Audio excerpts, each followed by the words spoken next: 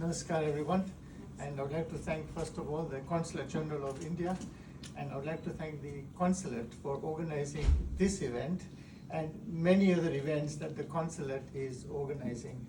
I was also very fortunate to be part of the first yoga day, first, second and third, where Mr. Sharma was the Consulate there, and I know Dr. Poonam was there also. Okay, so let's begin. The other two speakers have said really beautiful words, so I'll try not to do the same things. So first of all, everyone sit comfortably, yeah, with your back straight. This is how we do yoga, how we conduct yoga. So the whole session is all about yoga, okay? So sit comfortably, your back is straight, take a long deep breath, and breathe out. Again, long deep breath, and breathe out. Once more, lamba gehra saans लीजिए, and let go. Breathe in.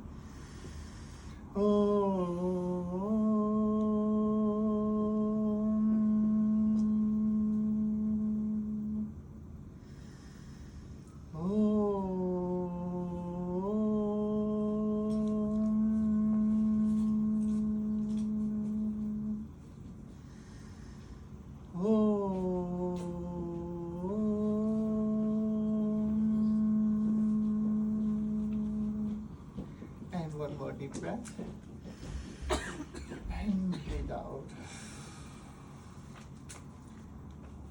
There are 4 sources of energy. 4 sources of energy. Number 1, sleep. If you don't sleep, you will not be able to function the next day. Yes. Number 2, food.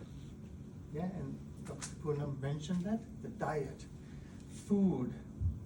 Now food has to be eaten in the right quantity at the right time.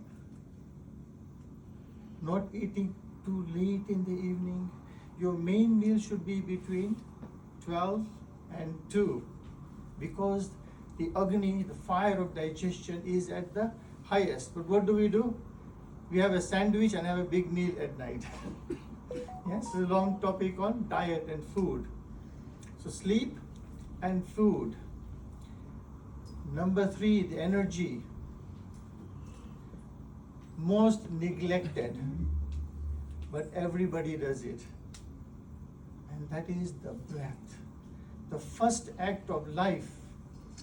The baby takes a deep breath in, and then it cries, and everybody is smiling. Yeah? So when you exit this world, you want to be smiling. Okay?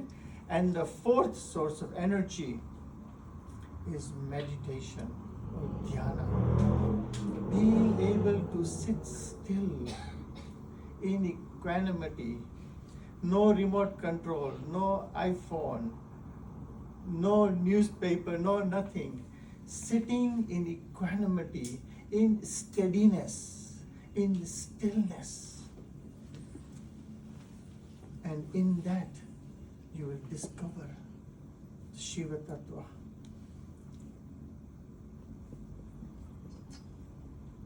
You will discover the yoga, the union that Mona mentioned. Yeah? Yoga, the union occurs. And there is a method, step by step, or all at once it can be done.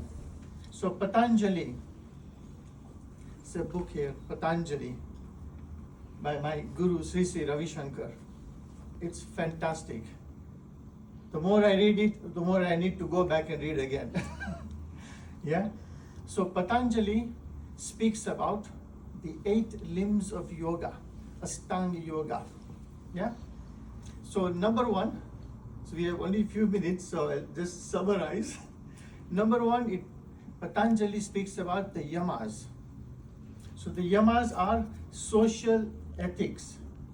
For example, ahimsa, non-violence, kindness, Satya, truthfulness. Non-stealing. So it speaks about the social ethics. And then, secondly, niyamas, the personal practices. Do you keep yourself clean? Are you hygienic? Do you see that? Yeah? Socha is the word in Sanskrit, the purity. And santosha, contentment, being content within. So practicing the niyamas. And swadhyay, self-study. And there's more as well. So again, I'm summarizing. And then number 3 comes the asanas, the yogic postures.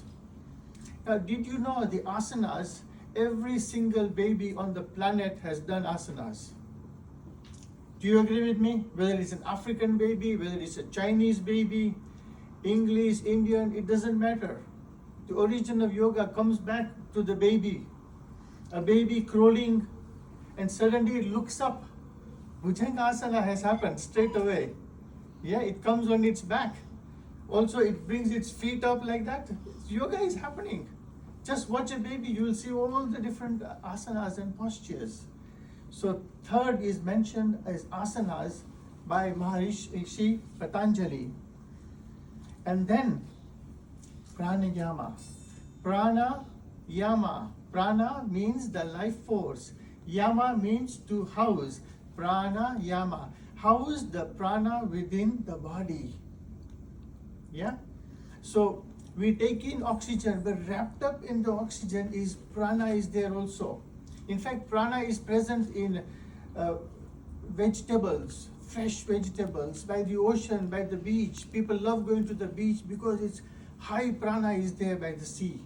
Yeah? So prana is present also in nature. Yeah? And of course, pranayama is the yogic practice of doing the breathing techniques. Very beautiful to learn all this. And then after pranayama is pratyahara. Moving inwards, going inwards, withdrawing those 5 senses. These 5 senses are so busy. They are so busy. Either they are eating something all the time, or they are looking at this or that, sightseeing, this holiday, that holiday, 100 holidays, 40 days cruise. Nothing wrong with it. By all means do it all, but just become aware of it. Yeah? So pratyahara, turning inwards. And then dharana. Dharana means the focus, attention, concentration. And then comes dhyana, the meditation. I love to guide you all. Meditation is so beautiful. So I did so much of it online during COVID actually. So meditation where you just simply repose in the self. Being in love for a few moments is meditation also. Yes, there's so much I can say about meditation, the dhyana, where the mind just comes inwards, goes inwards and it expands outwards. Shivoham, Shivoham, Shivoham. You realize that. It is so beautiful. And of course, the bliss automatically happens. Samadhi is not somebody, who's just died. It's samadhi. Samadhi is bliss. Samadhi.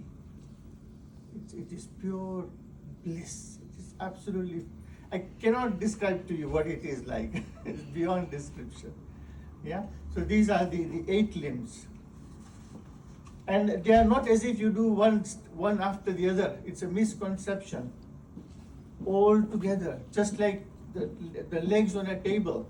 You pull one leg and they all come together. So all these 8 limbs has to be practiced together. Do you see that? Yeah? And some of the benefits I would say about yoga have already been mentioned. There are multiple benefits. And just using the words of Sri Ravi Shankar, your life will be much better. See, I've taught also in companies, wherever I work in so many companies, I just go and teach in the different classes. Yeah? I even ended up on a cruise ship doing all that stuff. Your body becomes stronger. The mind becomes focused. See, mind is not inside the body. The body is inside the mind actually. Mind is much bigger. It's the other way around. Yeah. And studying becomes more effortless. The memory becomes sharper. The intellect becomes brilliant. Your intuition power, you will have a gut feeling. You have a gut feeling, oh, this is not right. The gut feeling, the intellect, intuition increases. Once I was teaching a course, right? It even happened to me. And I said, what's happening? Why am I being so agitated? What I'm breathing like anything? What's happening? So suddenly what I did, I said, what's up there? I need to know what's in that room. And they told me it was a mentally ill lady there, and the whole room was constantly a mess. Yeah. So little things like that which you would not know, you pick it up by intuition. And that increases the power through yoga and meditation. So first of all you do the yoga asanas, and then the meditation comes easily. Okay? And depression, anxiety reduces significantly through the practice of yoga. And yoga is, of course, it's a fantastic gift. And I can go on. All those amazing benefits. And just quickly, before I finish, again, going back to Patanjali, he speaks about the 9 obstacles on the path of yoga. Number 1 is physical illness. When you have physical illness, it prevents you doing certain things, certain yoga practices. Yeah. Number 2, illness in the mind, mental inability or unwillingness to understand or listen or follow through the practice. There's more about that. And then 3rd is doubt. You doubt yourself. Can I do it? Oh, it's too difficult. Not for me. Straight away you put a block, obstacle, and you don't do it. Doubt about oneself. And then you doubt the technique itself. You have a doubt. Or you even doubt the teacher. Yeah? That's the obstacle number 3. And then number 4 is being careless. Doing something you know is wrong or not good for you. And then lazy. Patanjali says, alasya. It comes in the book. Alasya. You are just simply lazy. You don't want to do it. Indulgence. Overindulgence in the 5 senses. Overindulgence. Hallucination. A subtle obstacle that is in the mind. And then non-attainment of the yogic states. You're not getting what you want, so you get frustrated, but you are missing something. But perfection comes in yoga through practice, constant practice every single day. Otherwise, it doesn't work. Yeah. And number 9, failure to maintain the yogic state. And along with these obstacles, what are the symptoms that happen? This is really interesting to know. From Maharishi Patanjali, he writes, and these 4 symptoms are: number 1, sadness, dukkha. Dukkha is there, sadness is there. You are not practicing yoga, so sadness comes, dukkha. And then bitterness, you feel bitter in the heart, dormanasya. And the body not listening to you. And then the breath he mentions. Swasa, praswasa, he says in Sanskrit. Irregular, shaky, uncomfortable breathing. And in fact, every emotion is linked with the breath. If you're happy, then you breathe very deeply. And if you are not, it becomes a shaky breath. So that much enough. Thank you so much. And let's enjoy the rest of the program. Thank you, everybody.